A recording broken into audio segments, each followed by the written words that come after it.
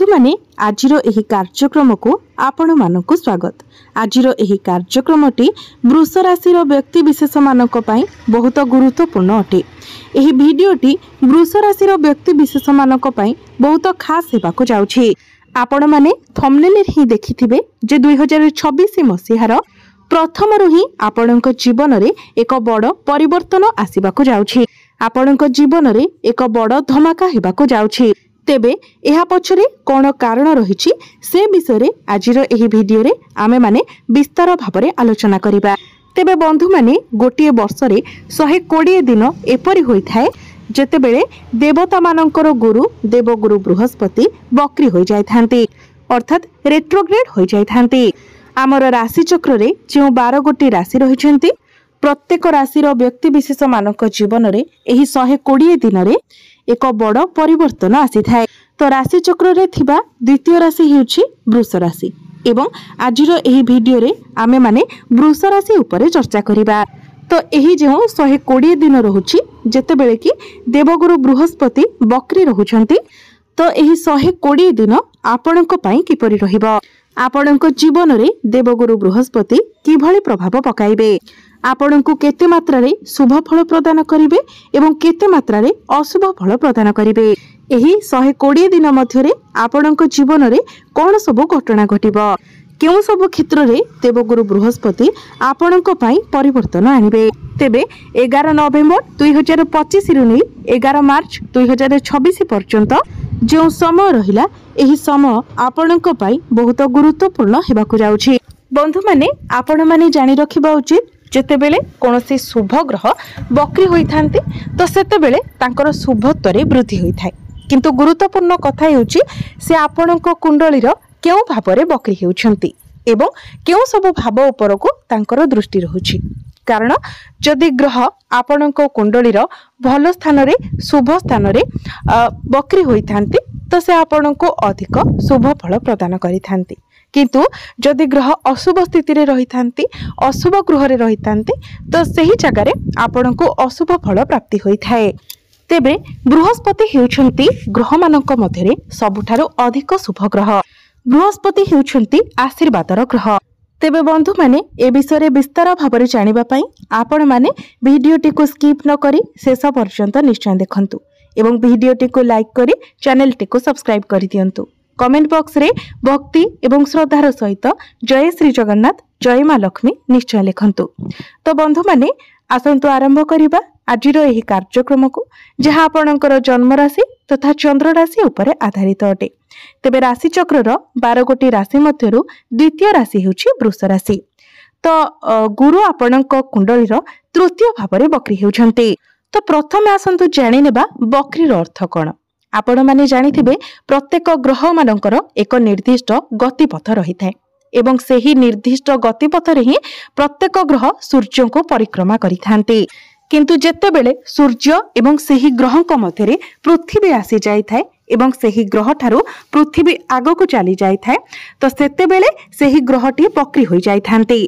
आमको लागि थाए जेमिति सेही ग्रहटी ओलटा चालुछि, किंतु वास्तव रे सेपरि किछि होई न थाए, केवल गति रे ही किछि परिवर्तन आसी थाए। किंतु बंधु माने आपण माने जानि रखिबा उचित जेतेबेले गुरु बक्री होई थांती तो तांकर शुभता 2 गुण अधिक बढ़ी जाय थाए।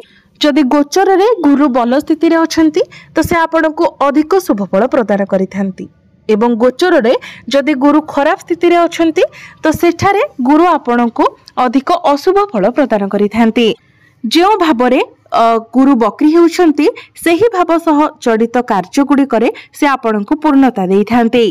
तो बंधु माने गुरु आपणकर तृतीय भावरे बक्री हेबे एवं गुरुंकर दृष्टि आपणकर सप्तम भाव, आपणकर नवम भाव एवं आपणकर एकादश भाव उपरे रहिबो।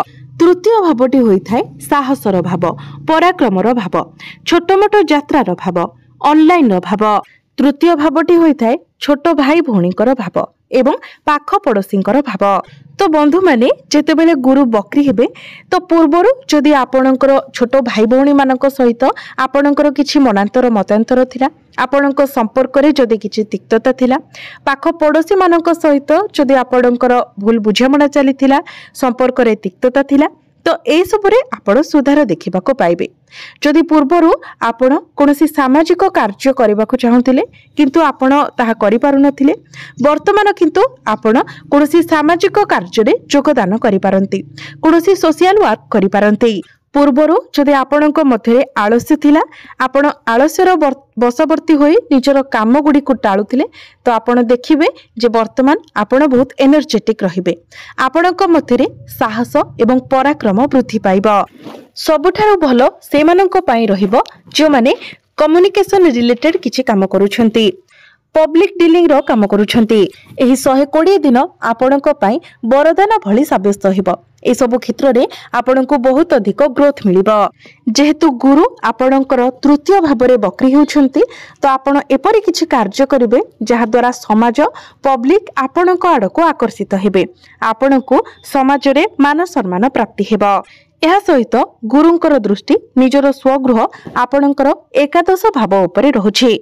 एकादश भावटी होइथाय लाभर स्थान, इच्छा पूर्तिर स्थान, आपणकर समस्त आशा एवं आकांक्षार स्थान, आयर स्थान। यह व्यतीत एकादश भावटी होइथाय बड़ भाई भौणींकर भाव। तो जेतेबेले गुरुंकर दृष्टि निजर स्वगृह उपरे रहुछि, तेणु जदि आपण बिजनेस करूछंती, आपण आपणकर बिजनेस रे बहुत अधिक ग्रोथ देखिबा को पाइबे। पूर्वर जदि आपणकर बिजनेस मांदा चलुथिला, तो पुणी थरे आपण देखिबे जे आपणकर बिजनेस बहुत भलो चलिबा आरंभ करूछि एवं बिजनेस रे आपणको प्रॉफिट मध्य मिलिबो। बंधु माने आपणक पई खुशीर कथा हेउछि गुरु आपणकर तृतीय भाव रे उच्चस्थ अछंती एवं गुरुंकर दृष्टि समस्त शुभ स्थान गुडी करे रहुछि, तो आपणको प्रत्येक क्षेत्ररु शुभ फल ही प्राप्ति हेबो। गुरुंकर दृष्टि आपणकर भाग्य स्थान उपरे रही आपणकर लाभ स्थान उपरे मध्य रहिबो। यार अर्थ हेउछि भाग्य रे आपणको लाभ प्राप्ति हेबो, आपणकर भाग्य प्रबल रहिबो। पूर्वर जदि आपणकर कोनोसी कार्य अटकी रहितिला, तो आपण देखिबे जे आपणकर कार्य आगको बढ़िबो, आपणकर कार्य संपूर्ण हेबो। पूर्वर जदि आपण किछि जिनिस किनिबा को चाहूतिले, कोनोसी जिनिस रे डील करिबा को चाहूतिले, तो वर्तमान आपण ताहा करि पारिबे। एही 120 दिन मध्यरे आपण कोनोसी प्रॉपर्टी रे डील करि पारंती, नूतन जान वाहन किनि पारंती, नूतन गृह निर्माण करि पारंती, कोनोसी बड़ इन्वेस्टमेंट मध्य आपण करि पारंती। किंबा पूर्वर जदि आपण किछि इन्वेस्टमेंट करिथिले, तो वर्तमान आपणको बड़ धन लाभ हेबार मध्य संभावना रहुछि। पूर्वर आपण जे आपणकर काम कार्य को नेकी चिंता रे रहुथिले, स्ट्रेस रे रहुथिले, आपणक मध्यरे कन्फ्यूजन रहुथिला, तो वर्तमान ए सब दूर होइछिबो। आपण निजर काम को सीरियसली नेबे। गुरुंकर दृष्टि जेहेतु भाग्य स्थान उपरे रहुछि, तो भाग्य बल रे अल्प परिश्रम रे ही आपणको अधिक सफलता प्राप्ति हेबो। गुरुंकर दृष्टि जेहेतु सप्तम भाव उपरे रहुछि, तो एही 120 दिन मध्यरे आपण कोनोसी पार्टनरशिप बिजनेस मध्य स्टार्ट करि पारंती, एपरि किछि कार्य करि पारंती जेउथिरे आपणकर डेली इनकम हेबो। जदि आपण मार्केटिंग रो काम करूछंती, तो सेथिरे मध्य आपणको फायदा मिलिबो। यह व्यतीत 3 डिसेंबर को गुरु बक्री अवस्था रे ही पुनर्बार आपणकर द्वितीय भाव को चलन करिवे एवं 11 मार्च पर्यंत गुरु आपणकर द्वितीय भाव उपरे रहिबे। तो जो माने संतान रो कामना करुथिले, तो 3 डिसेंबर ठारू आपणको संतान प्राप्तिर जोग बनिबो। तो एही समय आपण फैमिली प्लानिंग मध्य करि परिबे। द्वितीय भावटी होइथाय परिवारर भाव। तो आपण एही 3 डिसेंबर परे निजर परिवार सहित केवाडे बुलाबुली करबाको जाय पारंती, किंबा निजर परिवार पई आपण किछि किणा किणी करि पारंती, निजर परिवार पई आपण किछि करबाको चिंता करिवे। द्वितीय भावटी होइथाय धनर भाव। तो एही समय आपणकर बैंक बैलेंस मध्य बढ़िबो, अनेक दिगरु आपणको रोजगारर बाट मिलि जिवो। मु पूर्वरु ही कहि सारिछि गुरुंकर एही परिवर्तन लाभ देई पारे एवं क्षति मध्य देई पारे, किंतु आपणक पई गुरुंकर एही परिवर्तन लाभप्रद साब्यस्त हेबो। एही समय आपण भाबी चिंती निजर टंका को खर्च करिवे एवं एही समय आपण आपणकर संचित अर्थ रे मध्य वृद्धि देखिबा को पाइबे। किंतु मने रखंतु 3 डिसेंबर परे आपणकर क्यारियर रे आपणक विरोध रे किछि पॉलिटिक्स होई पारे, तो एथि प्रति आपण सतर्क रहिबे। 3 डिसेंबर परे आपण कोनोसी लोन मध्य नै पारंती, किंबा 3 डिसेंबर रु 11 मार्च मध्य रे आपण मोटा अंक रे किछि टंका मध्य खर्च करि पारंती। कारण सेतेबेले गुरुंकर दृष्टि आपणकर षष्ठ भाव उपरे रहिबो एवं अष्टम भाव उपरे रहिबो। सेतेबेले आपणक मध्यरे गभीर ज्ञान बढ़िबो। जो माने रिसर्च फील्ड रे अछंती, ज्योतिष अछंती, तंत्र विद्या शिक्षा करूछंती, सेमानक पई समय बहुत भल रहिबो। षष्ठ भावटी रोग, ऋण एवं शत्रुर भाव होता है।